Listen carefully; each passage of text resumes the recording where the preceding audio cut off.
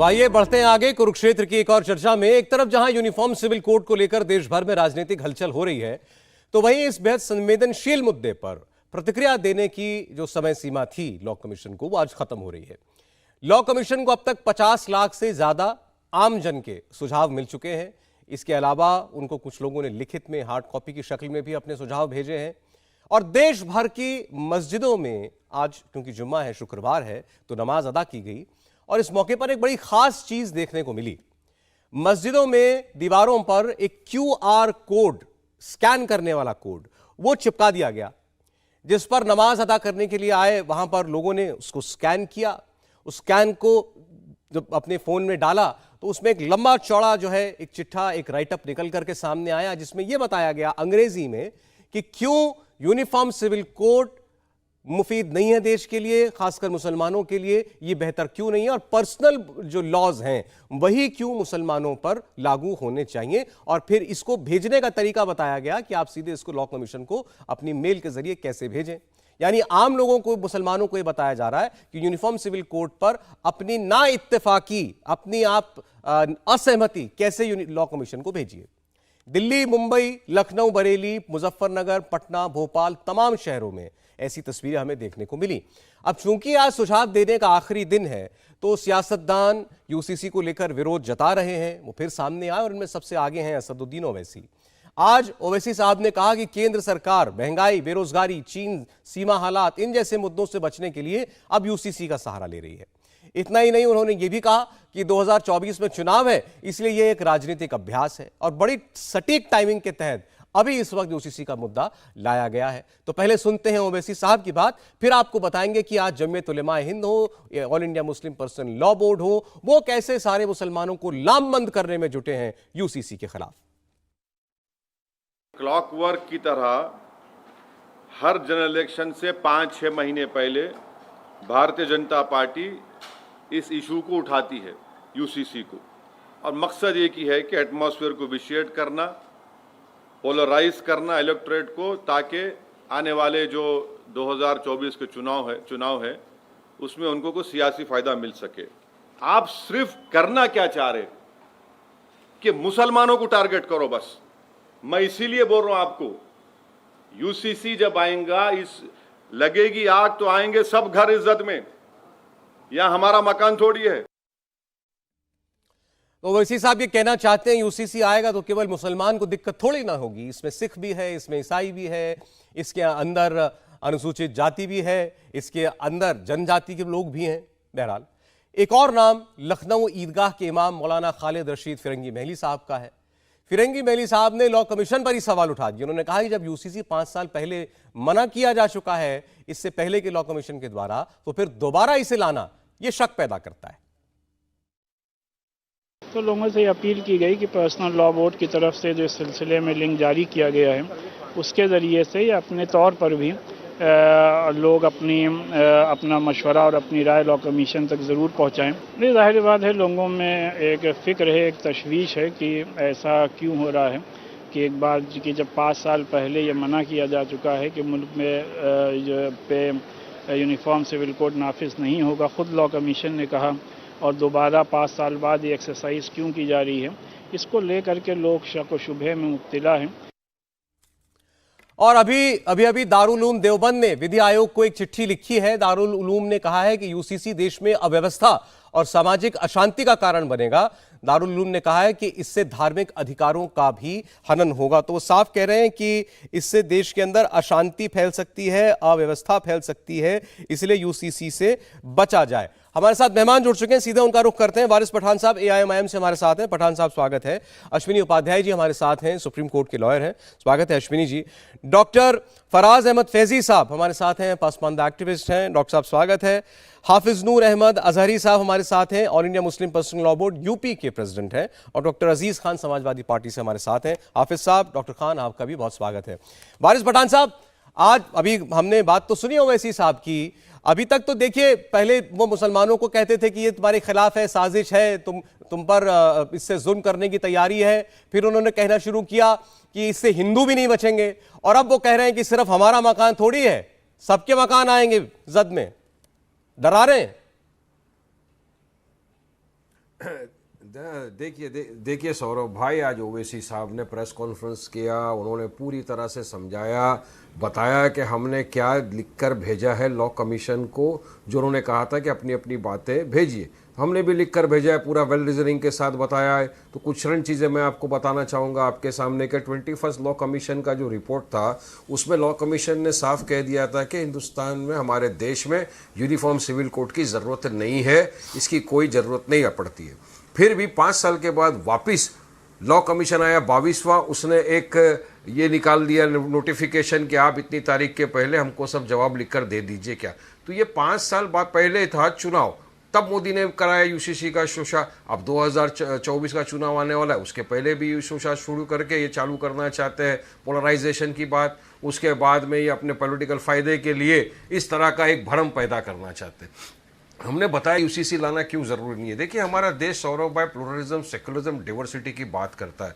हमारे देश को जो संविधान दिया डॉक्टर बाबा साहब अम्बेडकर ने, उसमें आर्टिकल 14, 15 है, 25 है, 26, 29 है। 26 बताता है प्लुरलिज्म, सेक्युलरिज्म हमारे देश के संविधान का अटूट हिस्सा है, मेन फैब्रिक ऑफ द संविधान है। आप उसको कल्चर जिसमें प्रोटेक्शन देता है हमारे को रिलीजन प्रैक्टिस करने का, आप उसको खत्म नहीं कर सकते। विभिन्न जगह पे विभिन्न कल्चर चलते हैं। हमने ये भी बताया कि आपकी निगाह तो सिर्फ मुसलमान पर टारगेट है, मगर इससे नुकसान हमारे हिंदू भाइयों को भी होने वाला है, क्योंकि हमारे हिंदू भाइयों के अंदर HUF है, हिंदू अनडिवाइडेड फैमिली को जो रिबेट मिलता है सालाना 3000 करोड़ से ज्यादा का, वो सिर्फ उनको मिलता है, दूसरों को नहीं मिलता है। हमारे सिख भाई है, उनके अंदर जो आनंद तलाक है उसके ऊपर इफेक्ट कर देगा ये। हमारे ट्राइबल्स जिसको प्रोटेक्शन दिया आर्टिकल 371 ने, इनको स्पेशल स्टेटस दिया गया है, उसका आप क्या करेंगे, उनको ये हताहत करेगा। हमारे आदिवासी भाइयों को हताहत करेगा। तो हर तरफ से इस तरह का ला के पठान साहब, मैं आपसे एक सवाल पूछना चाहता हूँ। अभी बहस इतने दिनों से चल रही है, आपसे भी कई बार बात हुई है, आप सीनियर वकील, जानकार आदमी हैं, आपने यूसीसी का ड्राफ्ट देखा है क्या? क्या आप आज देश को बता सकते हैं यूसीसी में क्या आएगा, क्या नहीं आएगा?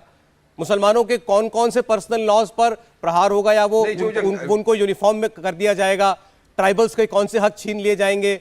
HUF हटेगा या नहीं हटेगा? क्या आप कहीं दिखा सकते हैं? देखिए, ये तो मोदी को भी नहीं पता कि यूसीसी में क्या है उनकी नजर में। उन्होंने तो खाली कह दिया हम यूसीसी लाने वाले हैं। ड्राफ्ट आपके पास नहीं है, ना मेरे पास है, सिर्फ मोदी के पास है। पता नहीं उसके अंदर क्या है। मगर जो 21st लॉ कमीशन ने कहा था, उसी की बुनियाद के ऊपर जो 22nd लॉ कमीशन, मैं कह रहा हूं, जब आपने कहा आपको भी नहीं मालूम, ये केवल मोदी जी को मालूम है। मेरा सवाल पठान साहब आपसे ये है, आज जमीयत उलेमा, सर जमीयत में, मैं आपकी बात समझा, मेरी बात सुने ना। आज ये कॉल दी गई है, मुझे बताइए इसकी जरूरत क्या थी और इसका क्या असर होगा? ये कॉल दिया गया कि फ्राइडे को जुम्मे की नमाज में सब लोग दुआ करें, यूसीसी ना आए। सवा मस्जिदों में दुआ हुई है आज। फिर ये कहा गया कि तमाम इमाम जो है मस्जिद से अपनी तकरीर में ये बताएं, अपनी तकरीर में बताएं कि पर्सनल लॉ पर ही चलना है हमें, और उसको कोट करें, कुरान को, हदीस को कोट करके बताएं कि क्यों हमको पर्सनल लॉ ही चाहिए। फिर वो QR कोड लगा दिया कि इससे अपना जवाब भेजो। वो लिखा लिखा जवाब है, किसी को समझ में भी नहीं आएगा, अंग्रेजी में 12 पन्ने का जवाब है, इसको भेज दो। क्या हो रहा है ये? देखिए, लॉ कमीशन ने सबके जवाब मांगे। अब काफ़ी लोगों के हमको भी फ़ोन आ रहे थे कि वारिस भाई हमको तो जवाब देना है लॉ कमीशन को, तो किस तरह से दे। तो हमने बताया कि मुस्लिम पर्सनल लॉ बोर्ड है, जमीयतुल उलेमा है, उन्होंने एक पेपर निकाला है, उसके अंदर QR कोड दिया गया है। आप QR कोड पर जाइए, उसके अंदर जो भी आपको जवाब देना है आप वो जवाब दे दीजिए, दाखिल कर दीजिए। तो उसमें क्या बुरा है? एक हर देश के नागरिक को अपनी अपनी बात रखने का अधिकार है, और सबको लगता है कि बिल्कुल यूनिफॉर्म सिविल कोड आने से नुकसान है। ये रहा मेरे फोन पे सर, लिखा हुआ जवाब है, 12 पॉइंट है, अंग्रेजी में है, अच्छों को समझ में ना आए क्या लिखा है। और ये हर व्यक्ति जो है QR कोड करेगा, स्कैन करेगा, बस इसको फॉरवर्ड कर देगा। ये तो इसको तो आप जनमत संग्रह भी नहीं करना चाहिए, जबरदस्ती नहीं करेगा। हर इंसान को अधिकार है अपनी राय रखने का। सौरभ भाई, सर आप अपनी राय किसी को बना के दे रहे हैं, अपनी राय रखने का अधिकार नहीं है ना। पठान साहब, आपने राय बनाई, अब आपको राय मुसलमान पर थोप रहे और कह रहे हैं तुम यही राय आगे भेजो। थोप नहीं, देखिए यही गलत है आप लोगों का ये जो अल्फाज है ना कि हम मुसलमानों को भड़का रहे हैं, नहीं, हम समझा रहे हैं। हम जो संविधान में उनको अधिकार दिया है वो बता रहे हैं कि ये तुमको अधिकार है। यूनिफॉर्म सिविल कोड आने से इस तरह का नुकसान कौम को हो सकता है, हमारे हिंदू भाइयों को हो सकता है, सिख भाइयों को हो सकता है, हम बता रहे। तो आप हमारे बताने अल्फाज को, समझाने अल्फाज को आप लोग घुमा फिरा के भड़काने वाला अल्फाज कर चलिए रहे हो। अच्छा ठीक है, हम नहीं भड़का रहे, भड़का रहा है अगर बीजेपी मैं और गलत RSS। तरीके से पेश उनको कर हमारे रहा हूं, देश के प्रोजेक्ट बाकी लोगों के पास चले जाते हैं। बताइए अश्वनी उपाध्याय जी, देखिए आज 3 लेवल पर कोशिश हो रही है कि कैसे यूनिफॉर्म सिविल कोड पर राय, मुसलमानों की राय इसके खिलाफ एकजुट की जाए। सौरभ जी, देखिए, अगर ये आर्टिकल 44 नहीं होता तो क्या होता, मैं उसकी बात करता हूँ। आर्टिकल 44 में तो यूनिफॉर्म सिविल कोड लिखा है, उस पर चर्चा हो गई, मैं उसको छोड़ देता हूँ। हमने 26 नवंबर 1949 को हमारे देश की तरफ से 300 लोगों ने, जिसमें रफी अहमद किदवई थे, मौलाना कलाम थे, जवाहरलाल नेहरू थे, डॉक्टर अंबेडकर थे, श्यामा प्रसाद मुखर्जी थे, सरदार पटेल थे, ऐसे 300 लोगों ने क्या कहा, आज 26 नवंबर 1949 को हम ये संविधान अडॉप्ट करते हैं और हम सुनिश्चित करेंगे कि एक संप्रभु राष्ट्र बनाएंगे जिसमें सबको सामाजिक न्याय होगा, जिसमें equality, justice, liberty, fraternity, unity, integrity होगी। उसके बाद क्या कहा इसी संविधान में, आर्टिकल 14 में यह कह दिया किसी से भी कोई भेदभाव नहीं होगा, इक्वलिटी बिफोर लॉ, यानी कानून के सामने सब लोग समान रहेंगे। आर्टिकल 15 में कहा जाति, धर्म, भाषा, क्षेत्र के आधार पर कोई भेदभाव नहीं होगा। आर्टिकल 16 में कहा सबको समान अवसर मिलेगा। आर्टिकल 25 में कहा रीतियों का अधिकार है, कुरीतियों का नहीं, प्रथा का अधिकार है, कुप्रथा का नहीं, धर्म का अधिकार है, धर्मांतरण का नहीं। आर्टिकल 44 में जाके कहा कि सबके लिए एक समान अधिकार होगा। और सबसे इंपॉर्टेंट, जिसपे आज तक कभी नहीं चर्चा हुई, आप भी, मैं आपसे रिक्वेस्ट करूंगा, अपने पीसीआर को बोलिए एक बार आर्टिकल 13 को अपने इस स्क्रीन पे चलवाइए। अच्छा। आर्टिकल 13 ये कहता है सौरभ जी, आर्टिकल 13 कहता है आज यानी 26 नवंबर 1949 को जो भी कानून, जो भी रीतियां, जो भी प्रथा, जो भी पहले के लॉ, बाइला जो भी चल रहे हैं, जो आर्टिकल 14, 15, 16 के खिलाफ हैं, वो आज निरस्त हो गए। तो कायदे से जो शरीयत एक्ट है 1937 का, वो तो संविधान लागू होने यानी 26 जनवरी 1950 को खत्म हो चुका। क्यों खत्म हो गया? क्योंकि वो पुरुष को 4 शादी की इजाजत देता, महिला को नहीं देता। पुरुष को हलाला की इजाजत देता, महिला को नहीं देता। पुरुष को तलाक हसन, तलाक बाइन, तलाक किनाया की इजाजत देता, महिला को नहीं देता। पुरुष को बाकी और भी कई सारे उपाध्याय साहब, आपने महिला को नहीं बड़ी देता। सारी कानूनी पेज बता दिए। आप कह रहे हैं कि ये मुस्लिम पर्सनल लॉज तो 1950 में ही खत्म हो गए जब संविधान देश पर लागू हो गया। तो ये तब से लेकर के आज तक की सरकारें क्या कर रही थी फिर? बस आज तक की सरकारें घूमी भरी बनी हुई थी, आर्टिकल 13 को नहीं पढ़ रही थी। मैं आपसे रिक्वेस्ट करूंगा एक बार आर्टिकल 13 को अपने स्क्रीन पे चलवा दीजिए। मैंने अपने स्क्रीन पे भी चलवा देंगे, मैंने फोन पे खोल लिया, पढ़ लिया मैंने आपकी बात को। ये कह रहा है कॉन्स्टिट्यूशन आने से पहले जितने भी और लॉज चल रहे थे सबके सब खत्म, वॉइड हो गए। जो भी आर्टिकल, जो फंडामेंटल राइट के खिलाफ है, यानी जो इक्वलिटी के खिलाफ, जो जस्टिस के खिलाफ, जो लिबर्टी के खिलाफ, जो फ्रेटर्निटी, मतलब ऐसे रीति रिवाज जो लोगों को सोचने की आजादी नहीं देते, लोगों को स्वतंत्र रूप से रहने की आजादी नहीं देते, जो भेदभाव करते हैं, जो पुरुष में भेदभाव करते हैं या महिला पुरुष में अच्छा, मैं एक भेदभाव बात करते हैं, आपसे वो कहना खत्म हो चाहता हूं गया। उपाध्याय जी, फिर बाकी मेहमानों के पास मैं जाऊं। देखिए जैसे यहां पर वारिस पठान साहब बैठे हैं, इनकी अपनी पार्टी, इनके leader Asaduddin Owaisi, all India Muslim personal law board के लोग, दूसरा जमीयत उलेमाए हिंद और तमाम और संस्थाएं होंगी, वो लोग खुलकर, और उनका हक है, वो लोग खुलकर मुसलमानों के बीच जाकर के ये उनको बता रहे हैं कि भाई ये ठीक नहीं आ रहा, इससे आपको नुकसान होगा, यूसीसी से आप लोग इसके खिलाफ रहिए, हमको इसका विरोध करना है। आपको ये करना चाहिए, मेरी बात सुने, आपको ये करना चाहिए, जहां से विरोध हो रहा है उसको बताएं कि इसमें फायदा क्या है, आपको उसको एड्रेस करना चाहिए। बिल्कुल फायदा ही फायदा। मैं तो कह रहा हूं कि यूसीसी से हिंदुओं को केवल 1 फायदा है, क्रिश्चियंस को 2 फायदा है, पारसी को 3 फायदा है, मुस्लिम बेटियों को 11 फायदा। मैं बता देता हूं, यूसीसी आएगा, शादी विवाह का रजिस्ट्रेशन कंपलसरी हो जाएगा, इसका फायदा हिंदुओं को भी मिलेगा, बाकी सबको मिलेगा। यूसीसी आएगा, क्रिश्चियंस बेटियों का कूलिंग पीरियड, जो तलाक लेने के लिए 2 साल इंतजार करना है, वो 6 महीने हो जाएगा, क्योंकि पूरी दुनिया में कूलिंग पीरियड 6 महीने चल रहा है। तो क्रिश्चियन बेटियों को 2 फायदा। पारसी बेटियों की तीसरा फायदा ये हो जाएगा कि अगर वो अपने गैर पारसी में विवाह करेंगे तो भी उनका प्रॉपर्टी का राइट बना रहेगा। और हमारी मुस्लिम बेटियों को 11 फायदा, शादी विवाह का रजिस्ट्रेशन अनिवार्य होगा, एक पति एक पत्नी का नियम लागू होगा, हम दो हमारे दो लागू होगा, तलाके हसन, तलाके बाइन, तलाके किनाया खत्म होगा, grounds of divorce, procedure of divorce सबके लिए कॉमन हो जाएगा। मुस्लिम बेटियों को गुजारा भत्ता नहीं मिलता, उनको आराम से शादी के 10 साल 5 साल बाद तक गुजारा भत्ता मिलेगा। मुस्लिम बेटियों को बच्चा गोद लेने का अधिकार मिल जाएगा, मुस्लिम बेटियों को बच्चे के भरण पोषण का अधिकार मिल जाएगा, मुस्लिम बेटियों को पति के समान प्रॉपर्टी के राइट में माना जाएगा। अभी उनको अपने मतलब बेटा बेटी में एक समान नहीं है, पति पत्नी एक समान नहीं है, तो हमारी मुस्लिम बेटियों को विरासत का ठीक है उपाध्याय जी, वसीयत का इक्वल राइट हो जाएगा। इसके अलावा उनको माता पिता की देखभाल का अधिकार हो जाएगा और हलाला बंद हो जाएगा, चार जरा एक बार, ठीक, आपने बड़े सब सारे कुछ फायदे खत्म गिना हो दिए, जाएगी। ये तो इतने, इन्होंने 11 फायदे गिनाए हैं हाफिज साहब। तो ये कह रहे हैं मुसलमानों को तो खुश होकर अपनाना चाहिए यूनिफॉर्म सिविल कोड, विरोध काहे का? दरअसल ये बड़े घुमा के हमला करते हैं। ये वकील साहब जो है, दरअसल इन्हें भारतीय जनता पार्टी का प्रवक्ता लिखना चाहिए अपने नाम के आगे। ये अक्सर कभी राजनीतिक विश्लेषण लिखते हैं, कभी कुछ लिखते हैं। मैं बड़े अदब से कहूंगा, बड़े प्यार से वकील कहूंगा हूँ और कि गूगल कर नॉर्थ लेना ईस्ट में PIL मैन जाइए। ऑफ इंडिया, अरे सुन लीजिए, मैं आपके गूगल बीच कर में नहीं लेना बोला PIL मैन ऑफ इंडिया में, भाई, सुप्रीम मैं कोर्ट में आपके वकील बीच में नहीं, आपके ठीक, बीच में नहीं बोला। मैं जानता हूँ आप बहुत बोलते हैं बीच में। मेरा कहने का मतलब ये है, नॉर्थ ईस्ट में जाइए। मुस्लिम पर्सनल आके पीछे क्यों पड़े हो आप? नॉर्थ ईस्ट में जाइए, जो साउथ इंडिया के सूबे हैं उनमें आप जाइए। आप अकाली दल से पूछिए, आप समाजवादी पार्टी से पूछिए, आप सिर्फ मुस्लिमों के विरोध के पीछे पड़े हो। पूरे भारत में 60% से ज्यादा लोग कर रहे हैं, विरोध कर रहे हैं। आप ये जो बेवकूफ बना आप जो मुसलमानों के नाम से देश को बेवकूफ बना रहे हो, हिंदू मुसलमान करके आप यूसीसी का शगुफा छोड़ रहे हो। ये सब जानते हैं कि क्या है ये आपका जिन जो बोतल में बंद था, जो आप 2024 से पहले निकाल के लाए हैं।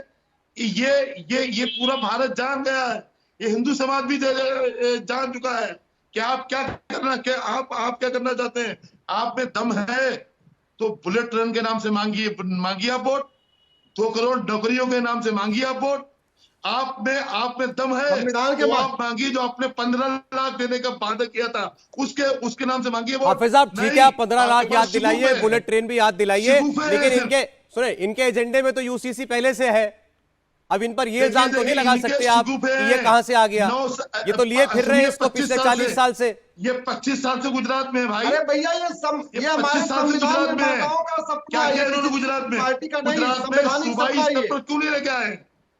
चले अच्छा ठीक है, फैजी साहब, ऑल राइट, ठीक।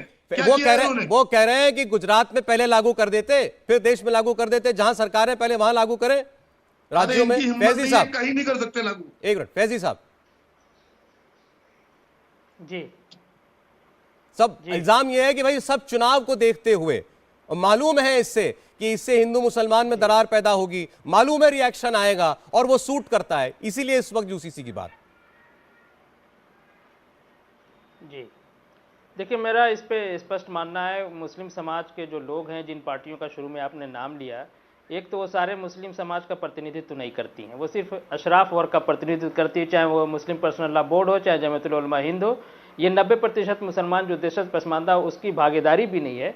और अभी मुस्लिम पर्सनल लॉ बोर्ड ने जो ड्राफ्ट बना के जो डाला है और जिसका QR कोड घूम रहा है, हाँ जी, उस मीटिंग में भी इन लोगों ने 90% मुसलमान वाली संख्या वाली पसमानदा मुसलमानों को नहीं बुलाया, अपने ही तय करके अपने ही भेज दिया, जो विदेशी लोकेशन से हैं, जिनको भारतीय सभ्यता संस्कृति से कुछ लेना देना नहीं है। ये बार बार संस्कृति है उसकी बात हो रही। दूसरी जो यूसीसी को आग कहना, शोषा कहना, शगुफा कहना, ये सब असंवैधानिक भाषाएं हैं, इसका इस्तेमाल नहीं होना चाहिए।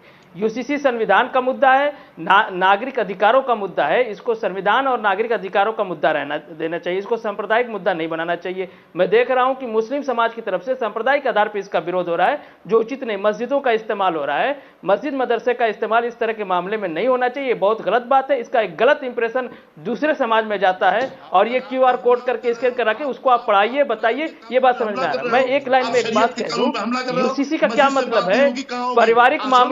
पारिवारिक मामलों में अब ये कौन साहब बोल रहे हैं बीच में, इनको जरा खामोश कराइए। बोलिए, आप बोलिए।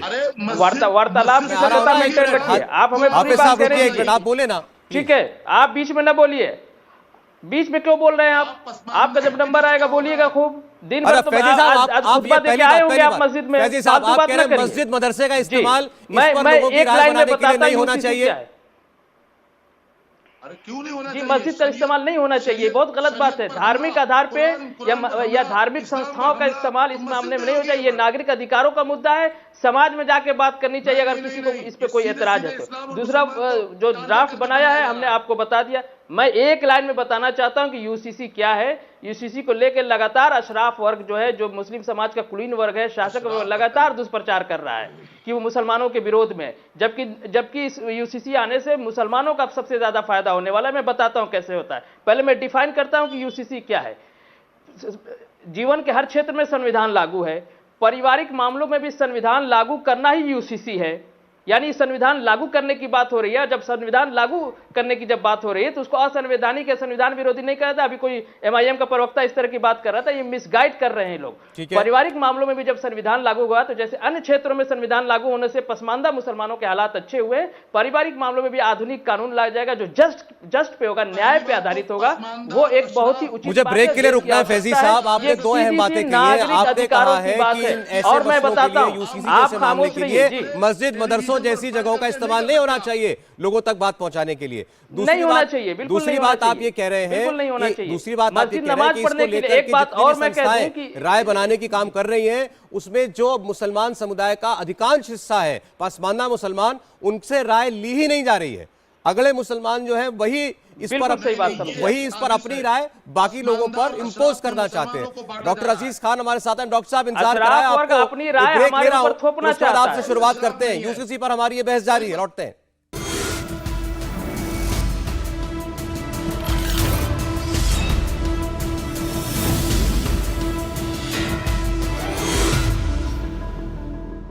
आप देख रहे हैं कुरुक्षेत्र। बात हम कर रहे हैं आज एक बार फिर यूनिफॉर्म सिविल कोड की। उसकी 3-4 वजह हैं।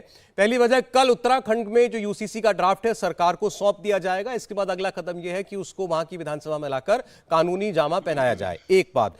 दूसरा, आज देश भर में शहरों में मस्जिदों के अंदर यूसीसी के खिलाफ दुआ करने की अपील की गई। ये कहा गया कि वहां पर बताया जाए मुसलमान जो आते हैं कि क्यों पर्सनल लॉ बेहतर है, यूसीसी को नहीं लाने दिया जाएगा।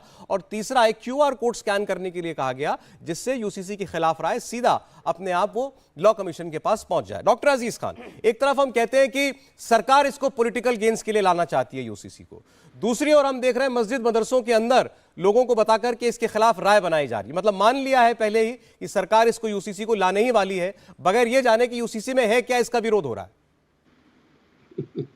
देखिए सौरभ भाई, आप भी समझदार हैं और ठीक से बात को समझते हैं कि एक तरफ तो लॉ कमीशन के थ्रू राय मांगी जा रही है, दूसरी तरफ हमारे देश के सर्वमान्य प्रधानमंत्री ये घोषित करते हैं कि यूसीसी बहुत इंपॉर्टेंट है, क्योंकि इस मुल्क के लिए सबसे ज्यादा इंपॉर्टेंट यूसीसी है। बुलेट ट्रेन, नौकरी, महंगाई, कोई चीज जरूरी नहीं है, किसी पर कोई बहस नहीं होना चाहिए, सिर्फ यूसीसी आना है और आना ही है। एक बात।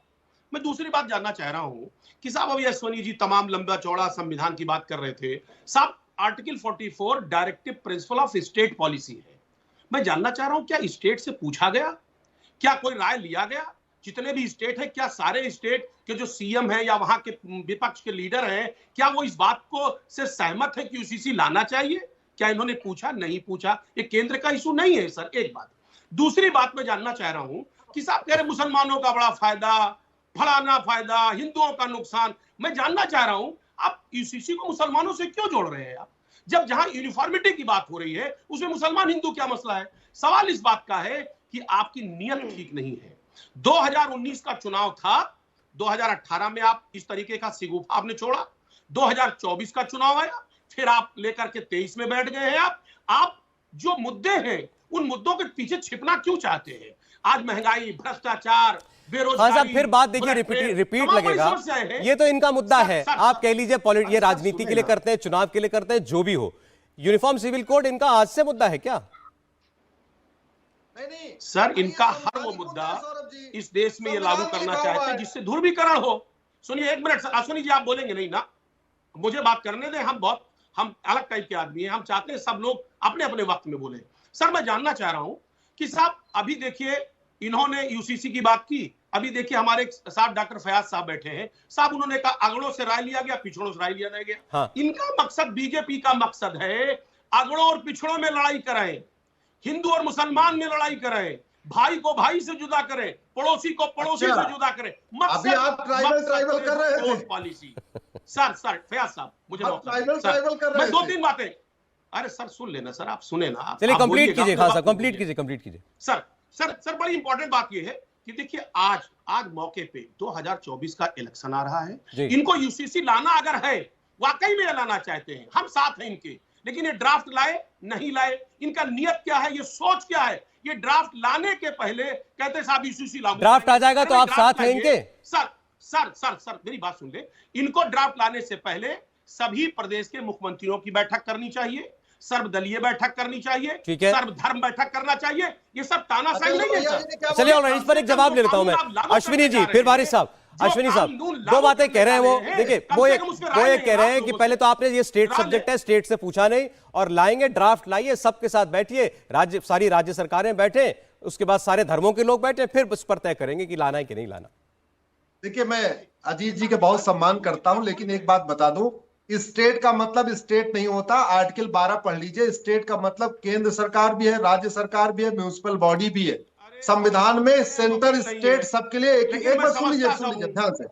हाँ, स्टेट के लिए, केंद्र के लिए भी स्टेट होता है, राज्य के लिए भी स्टेट होता है, लोकल बॉडी के लिए भी स्टेट होता है, वो अलग अलग नहीं होता। दूसरी बात, मैं तो ये सोच रहा हूं, लोहिया जी कहते हैं मैं समाजवादी हूं। समाजवाद का मतलब ही होता है जहां सबको समान अधिकार हो, मुस्लिम महिला मुस्लिम पुरुष को समान अधिकार हो, हिंदू महिला हिंदू पुरुष को समान अधिकार हो। और लोहिया जी समान नागरिक संहिता के लिए इतना संघर्ष के लिए, और आज उन्हीं की पार्टी के प्रवक्ता समान नागरिक संहिता का विरोध कर रहे। बड़े आश्चर्य की बात है। पता नहीं अखिलेश यादव जी इनकी बात को सुन रहे हैं या नहीं सुन रहे, या अखिलेश यादव जी पीछे बैठे हुए हैं, लोहिया जी की आड़ में, और इनको आगे कर दिए, भगवान जाने क्या कर रहे हैं। एक बात जरूर मैं कहना चाहूंगा, सुन लीजिए प्लीज भैया, ये यूनिफॉर्म ड्रेस कोड नहीं है कि लोगों का कपड़ा एक हो जाएगा।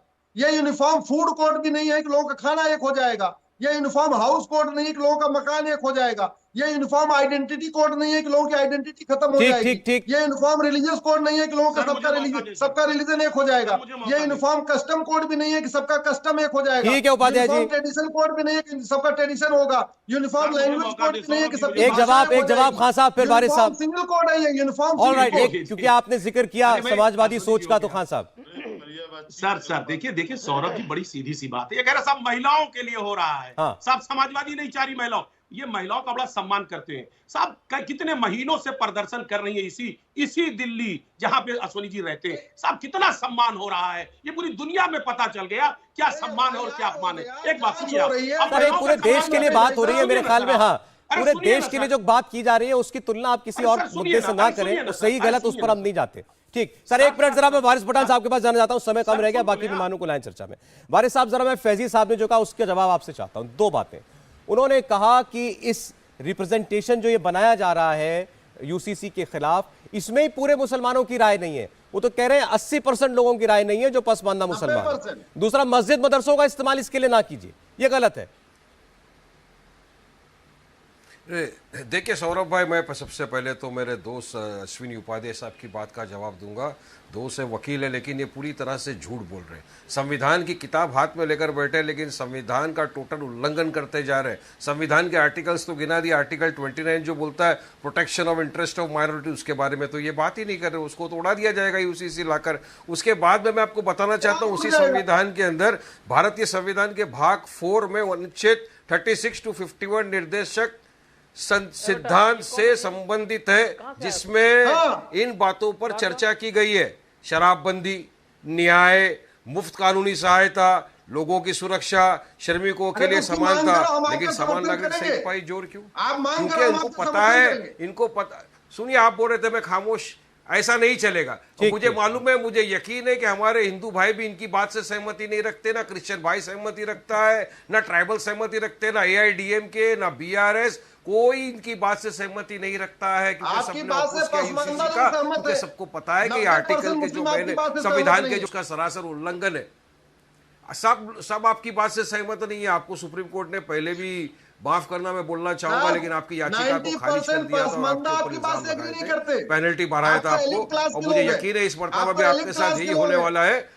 अरे ठीक है वारिस साहब, आपने जवाब नहीं दिया, मैंने भी आपसे पूछा। फैजी साहब कह रहे हैं जो असल में जो पिछड़ा मुसलमान है उसके फायदे के लिए यूसीसी है, पासमानदा मुसलमान के लिए, उसकी तो राय नहीं ली जा रही। क्या फायदा है? अभी गिना रहे थे जब पासमानदा मुसलमान है, क्या वो शरीयत को नहीं मानता क्या? अरे तो ये सब झूठ बोल रहे हैं। हम तो देखिए, मैं इनका नाम लेकर नहीं बोल रहा हूं, मगर कुछ ऐसे लोग हैं जिनको हम सरकारी मुसलमान कहते हैं, जो भाजपा और RSS के तलबे चाटते हैं, जिसकी वजह से पूरी कौम मैं इसका जवाब देना चाहूंगा। ये मेरे ऊपर गंभीर आरोप लगा रहे हैं, ये पता खुद कुछ जो है नहीं है, सांप्रदायिक ये सिर्फ आदमी एक है। ही मैं चीज इसका बोलना जवाब चाहते दूंगा, हैं। आप मुझे मौका दीजिएगा। मैंने आपका नाम भी नहीं लिया, मैं आपका नाम भी नहीं लेना चाहता हूं।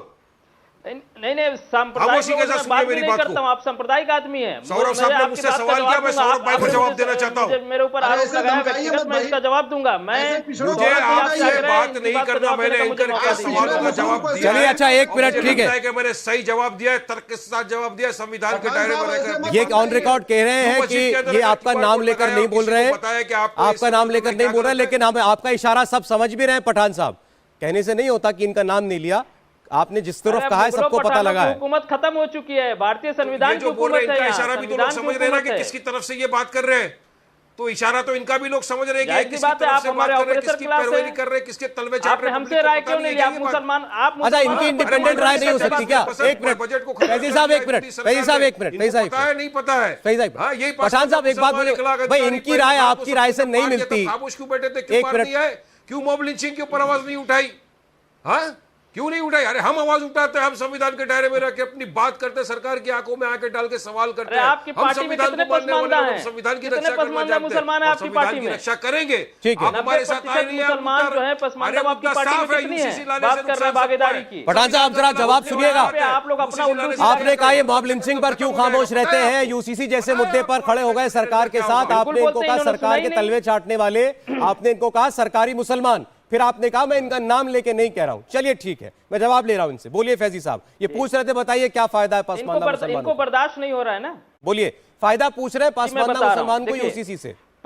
हाँ, मैं बता रहा हूं, मुझे 2 मिनट का समय दीजिए, मैं एक एक बातें बता रहा हूं। देखिए, पसमानदा मुसलमान जो देसी मुसलमान है, वो भारतीय सभ्यता संस्कृति वाला मुसलमान है। तो जो बहुपत्नी विवाह है, और चाहे मैं कभी नहीं चाहूंगा कि मेरी माँ की जगह कोई दूसरी आए, तो एक कल्चर का दोष है, अशराफ का कल्चर है, कई विवाह करते हैं, तलाक वगैरह सब दिखा।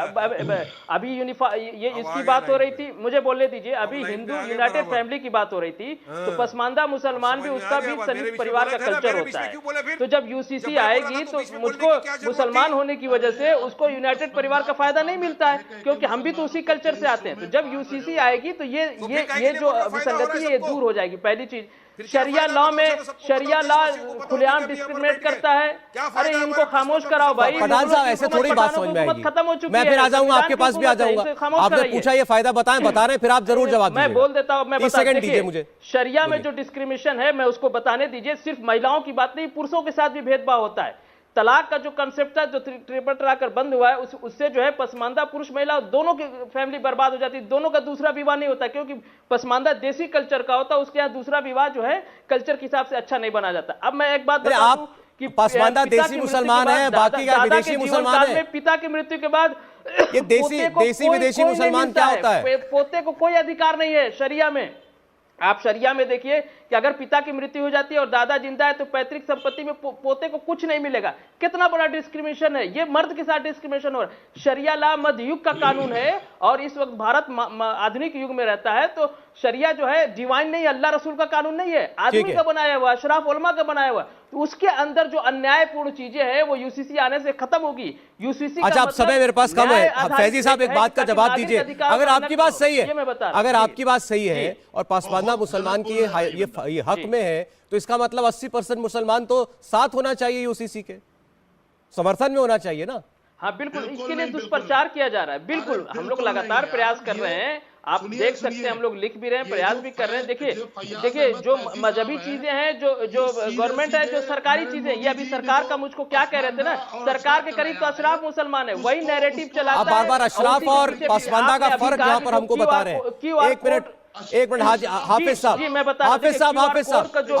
रहे हैं, आपको सुना मेरे फैजी जी, हाफिज साहब की आवाज आई एक बार। मुसलमान अंग्रेजी पढ़ते हैं, वो कह रहे हैं आम मुसलमान को, देसी मुसलमान को तो बरगलाया जा रहा है। आप इस पे साइन कर दीजिए, आवाज आए उनकी। बिल्कुल अशराफ व पसमानदा इस्लाम के खिलाफ एक साजिश जो माननीय नरेंद्र मोदी देश के वजीर आजम की साजिश है, वो चला रहे हैं।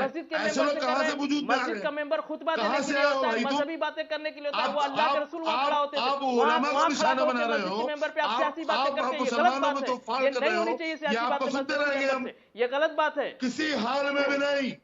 मेरे भाई फैयाज अहमद फैजी साहब, अशराफ और पसमानदा, ये सिर्फ भारतीय जनता पार्टी आरएसएस जैसी मुस्लिम दुश्मन ताकतों का आप समाज में नहीं रहते हैं क्या? शगुफा है, इसके अलावा कुछ नहीं है, कहीं शगुफा नहीं साहब, कहीं पसमानदा नहीं।